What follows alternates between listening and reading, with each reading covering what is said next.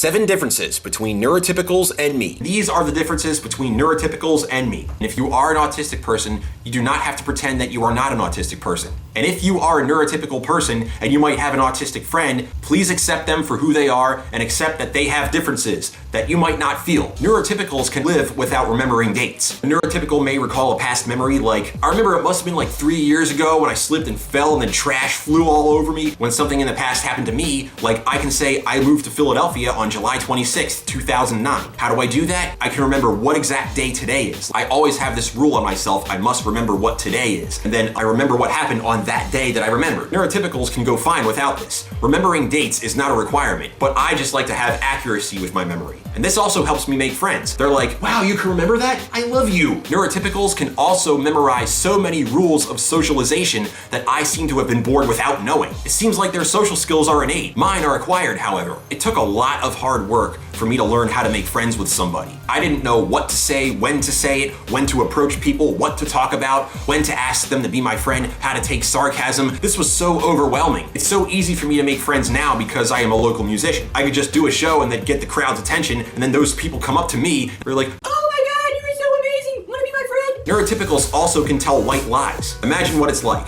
You're going to a party tonight that starts at 8 p.m. and ends at 1 a.m. There's gonna be like 30 people there, and then you wanna go home, you might make up a little white lie just to not lose your friends. You're gonna be like, oh, I have a bad stomach ache, I really have to go home, oh my God. Imagine if it's a week from now, a person is gonna call you up and say, hey, how was your stomach last week? What are you gonna say after that? I would much rather be honest with people and not deceive them into thinking that something is true when it's not. Neurotypicals seem to make small talk. What exactly is that? It's how people talk about stuff, anything that's not personal or anything beyond your obsessive interest. Why I struggle with that, I really am not knowledgeable about whatever that person is talking about. I'd rather talk about my obsessive interests. How I like to trick people into thinking I like small talk is just say, I am not knowledgeable in that subject, please tell me more. And I just sit there and act like if I'm interested.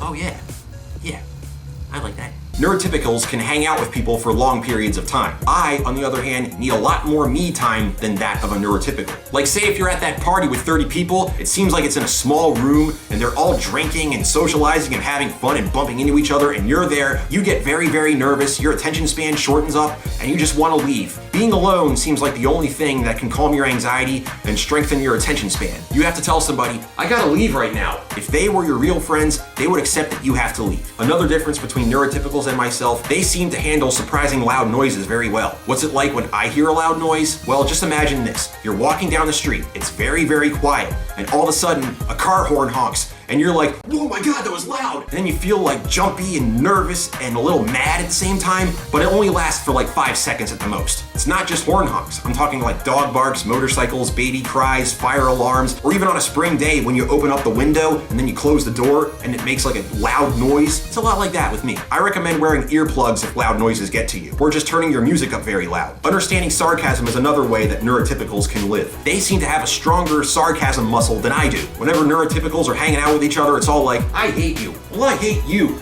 You're stupid. Well, you're stupid. You're ugly. Well, you're ugly. If somebody told me, I hate you, you're stupid, you're ugly, I would actually think they're being serious. I'm thinking, they're my friends now, and all of a sudden they started hating me at this moment. It would be better if they just said, I really don't hate you, I love you. You're just my friend. That's why I'm a little more of a serious guy. If I call somebody stupid, ugly, or say I hate them, I really don't want someone feeling as bad as someone says it to me.